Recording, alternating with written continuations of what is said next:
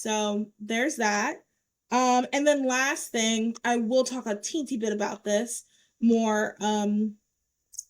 If you guys follow me on Instagram, and I want to say I even shared it on Those Are the Girls page, last week, a lady, Carlee Russel, went missing.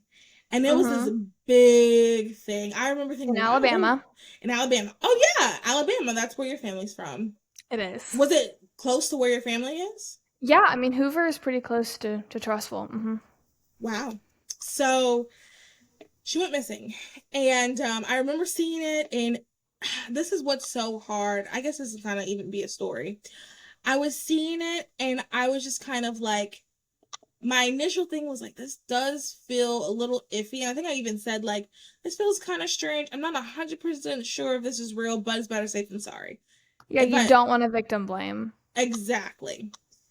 Well, okay, let me explain the situation. So you're like, well, we're about to. Oh, wait, do you not know the updates? I think I do. Do I not? If you think there's victim blaming, then you must not know the updates. Okay, I'll tell you. Good, you're gonna learn this in real time. Don't even look anything up. Just pay attention. Okay, because I was. I feel like you don't know. I feel like you don't know. Okay, 1 second. Okay, so for those that do not know what's going on, this woman goes missing. She is on the phone with police and her family and says, oh my goodness, she sees a baby walking and she wants to find. So she goes to find the baby, then drops the phone and they hear her screaming and she's gone. She's disappeared. So all of the country pretty much was like trying to find her. We gotta find her. We gotta find her. 2 days later, she shows back up at her house. Okay, weird, strange. Praise God she's out. Okay. She was lying. Did you know this? Well, you wrote in our thing, Carlee Russel lying. Oh, yeah! In the docket. You're right. Okay, never mind. Verbatim. So, yes. Okay. Do you know the details behind it? I don't know. I don't know the details, but I know she was lying. You're right. I did write lying in the docket. Dang it. Okay, whatever. So, well, I'm just so upset. We were trying to help this girl. So long story short, they found out. You're right. I couldn't really do much, but my thoughts and prayers were for her. I legit prayed for her. I did. Good. Okay, good. That counts. That counts. And you know what? I don't. Well, let me finish the story. Okay, so so they found out that she had been searching things like actually let me look it up because it's not okay. It's funny because like I'm laughing because I'm uncomfortable and because it's sad. It's not funny because it wasted taxpayers' money. And it's searching not good. For her. Yeah, searching for her. But I will say, like, some of the things she looked up was just kind of like, okay. Okay, so here are some of the things that they informed us. She searched online for terms like Amber Alerts in a film about abduction. Taken. She looked into Taken. She was looking at, like, things with Amber Alerts. Let me find the exact thing she said. It was something like, does it cost money to do an Amber Alert? She took the food she had in the back seat. There's like a camera showing the food she had in the back seat to run into the woods. There was no baby. Like, that's the biggest thing. Where was this camera? Was she, like, in a car? On the highway, and it was a busy. Oh, you know, there's cameras everywhere. The camera's on the highway. Well, how did they see her grabbing the food? Through the camera. You know those poles? They have cameras on them on the highway. Was she pulled over? Yeah, she pulled over. Okay. She pulled over, and she got out of her car, went to the back seat, got the food that she got. Like, packed a backpack. Was like, I'm gonna disappear. Yeah, I'm going to disappear. She Okay, it says she took a 600-yard car ride while on the phone with 911, even though she said she was. So she's on the phone with 911, and they traced her phone and everything, and she was actually driving 600 yards while she said she was walking trying to chase this toddler. So in the interview, the guy was like, it was like she would have been running, and the toddler would have been running 6 football fields. And like, just imagine on the highway, and she's saying all this stuff, and it's just like, and what is the motive? Yeah, what's the motive? That's really what I'm trying to figure out. What people are saying online now, this part. So everything I said is, I'll try to link something. I didn't want to necessarily make this a story, but I should have. I'll try to link something that has like everything broken down and has the press conference. I did a press conference about it yesterday. So you guys can hear all things. So what I'm about to say now is just speculation online. They're saying she was doing this to like get her boyfriend broke up with her, and she was trying to disappear to make him feel bad. Oh, that's good. And that's good. And she didn't. I've thought of that. And she didn't think it would be this bad. It would get this much traction. Someone online was like, "Girl, you're supposed to have your friends call and say that you were in an accident, and that way it doesn't get as big as if you've been kidnapped." Yes. That's what someone on Twitter said. So, oh my gosh. I know. I mean, it got his attention for sure. I saw a picture of him, very handsome young man. Well, I'm wishing them the best of luck. No, honestly, I'm wishing her some mental health help, because that's just not. Sure. That's absurd. Not no. So before I found out the second part of it, before I found out how premeditated it was, I kind of figured it did feel fake to me. And I know people say like people use kids to lure, and like I don't want to say they don't.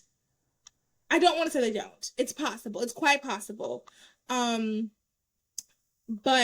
I will say that was just kind of like, I'll tell you the part that I'm skeptical about. So I go on Reddit a lot, for those that don't know. And I was looking on Reddit to see like, especially for true crime stuff, I really enjoy, because 9 times out of 10, I'm gonna be, oh, they were murdered. Their mother did. Are you kidding me? Like but I like to hear when people like actually hear the facts, and like it was probably just suicide, something like that.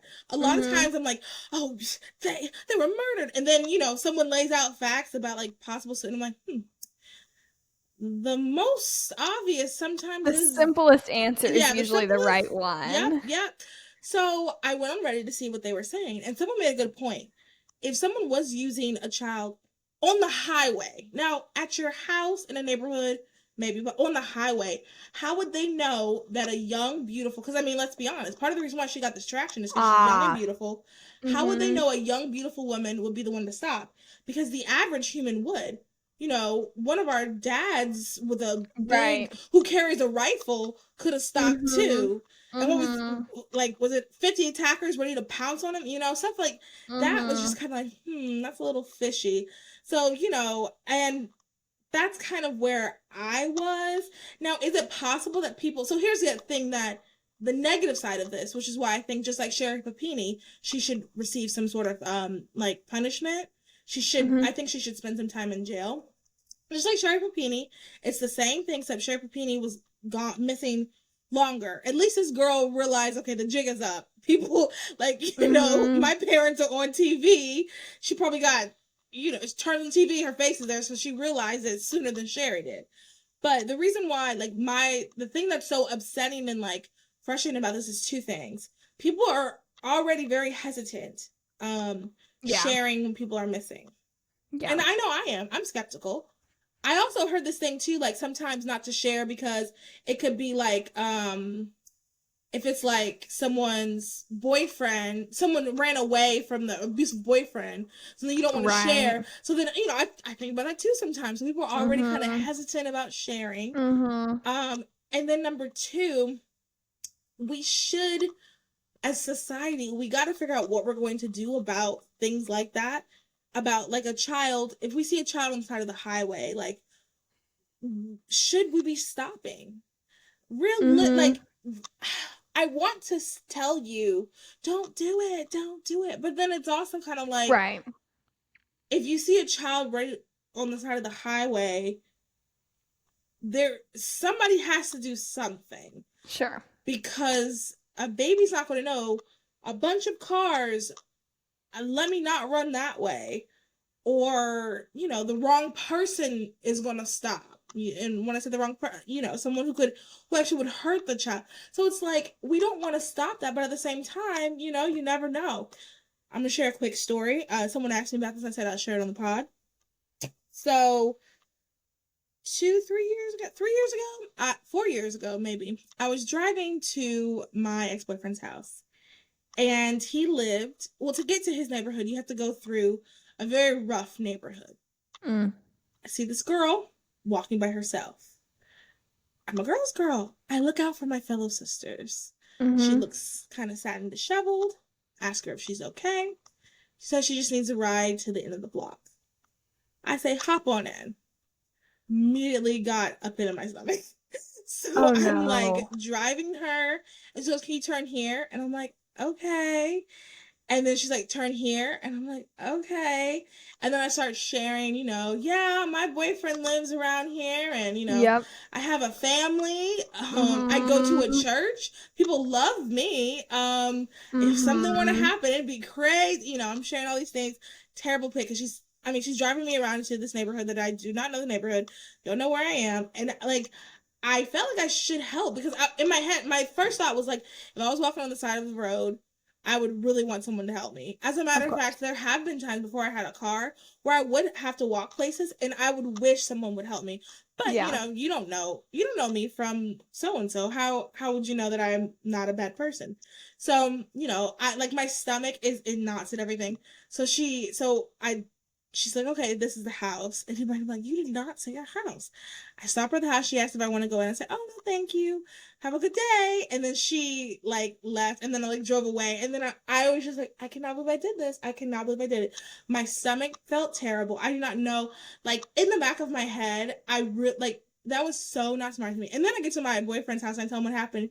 He's like, why would you do that? And I'm like, because I was just trying to help someone out. And, like, thank God that turned out well. Like, obviously it turned out well. I'm here. So there's no like answer to what happened? Why you had a pit in your stomach?